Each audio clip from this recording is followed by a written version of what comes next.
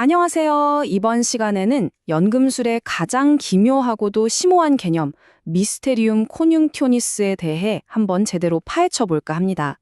우리말로는 신비로운 합일이라고 하는데요.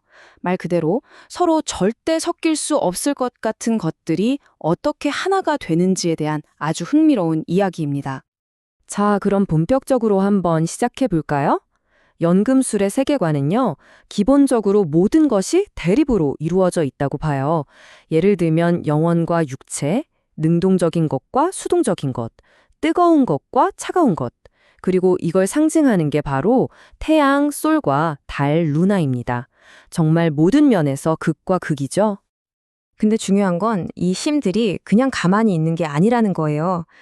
연금술 문서를 보면 이런 표현이 나와요. 서로 적대하며 맞서거나 사랑으로 서로를 끌어당긴다. 그러니까 뭐랄까 서로 죽일 듯이 미워하거나 아니면 미친 듯이 끌리거나 중간이 없는 아주 격렬한 관계인 거죠. 자, 그럼 이런 생각이 들 수밖에 없죠. 아니, 이렇게 서로 못 잡아먹어서 안달인 원수지간을 대체 어떻게 하나로 합친다는 걸까요? 바로 이 질문이야말로 연금술사들이 평생을 바쳐 답을 찾으려고 했던 가장 큰 숙제였습니다. 연금술사들도 이 대립을 어떻게 표현할까 고민을 많이 했겠죠. 그래서 처음에는 아주 이해하기 쉽게 왕과 여왕 이런 식으로 사람처럼 표현했어요. 근데 시간이 지날수록 더 재밌고 좀 귀개하기까지 한 상징들이 등장합니다. 바로 동물들이죠. 이 그림이 딱 좋은 예시예요.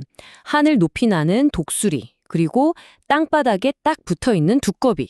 벌써 느낌이 오시죠? 독수리는 저 높은 곳, 즉 영적인 세계를 뜻하고요. 두꺼비는 이 낮은 땅, 물질 세계를 상징합니다. 연금술 용어로는 이걸 위에 있는 것과 아래에 있는 것의 대립이라고 불렀어요. 이것도 정말 유명한 상징이죠. 용 두 마리가 서로 물고 뜯고 싸우는 모습인데요. 한 마리는 날개가 있고 다른 한 마리는 없어요. 여기서도 똑같습니다.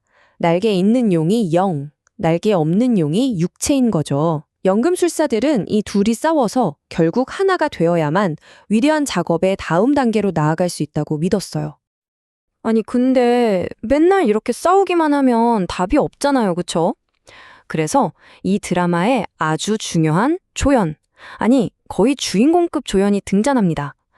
이 지긋지긋한 싸움을 끝내줄 중재자, 바로 메르크리오스입니다. 메르쿠리우스가 사람 이름이냐고요? 그건 아니고요. 뭐랄까, 이 둘 사이에 틈을 비집고 들어가서 둘을 이어주는 어떤 신비한 힘 또는 물질 같은 거예요. 연금술사들은 이게 세상 모든 것의 비밀을 푸는 열쇠라고 생각했던 거죠. 그럼 메르쿠리우스가 대체 무슨 일을 하느냐? 자, 보세요. 일단 쫙 갈라진 틈 사이로 스며들어요. 그리고 막 싸우는 애들을 말리는 거죠. 야야, 그만 싸워 하면서요. 그리고는 둘을 하나의 용기 안에 가두어서 합쳐버립니다. 그럼 어떻게 될까요? 이전과는 완전히 다른 새로운 무언가로 짠 하고 변신하는 겁니다. 자, 이제부터가 진짜 하이라이트입니다. 이 합일, 연금술 용어로는 코듉티오라고 부르는 과정인데요. 근데 이게 무슨 아름다운 결혼식 같은 게 아니에요. 전혀요. 이건 뭐랄까 아주 폭력적이고 끔찍한 과정에 훨씬 더 가깝습니다. 사자는 육체를 통해 타락한다. 이 문장이 무슨 뜻이냐면요. 저 높고 고귀한 존재, 그러니까 영혼을 상징하는 사자가 일부러 이 더러운 물질 세계로 내려와야 한다는 거예요. 스스로를 더럽히고 약하게 만들어야만 진짜 합일이 시작될 수 있다는 거죠. 좀 충격적이죠? 그리고 그 클라이맥스는 더 끔찍해요. 독사와 같이 수태의 음욕 속에서 수컷의 머리를 물어뜯는다. 여성적인 원리, 즉 달이 남성적인 원리를 그냥 잡아먹어 버리는 겁니다.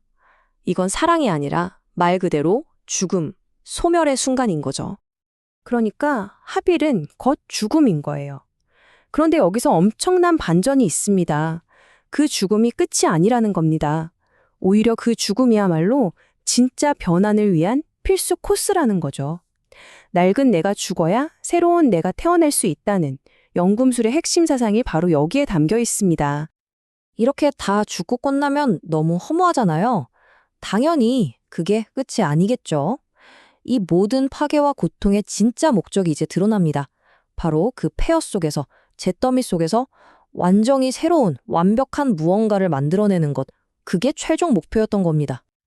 그 결과물이 바로 그 유명한 현자의 돌입니다.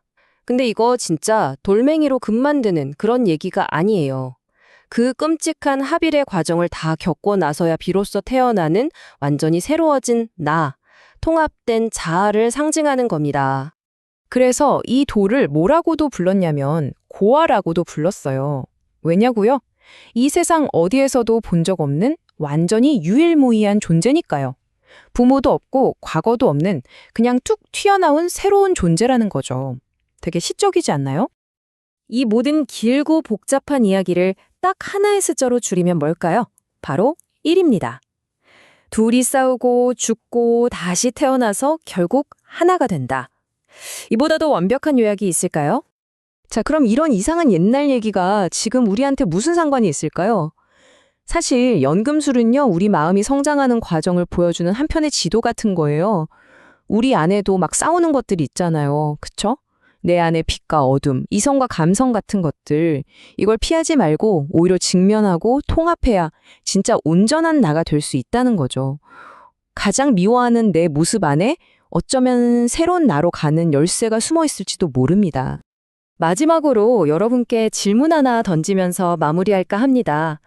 여러분의 마음속에는 지금 어떤 태양과 달이 싸우고 있나요?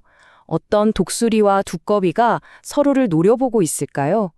그리고 이 둘을 화해시킬 여러분만의 메르쿠리우스는 과연 무엇일까요? 한 번쯤 생각해 보시는 것도 좋겠습니다.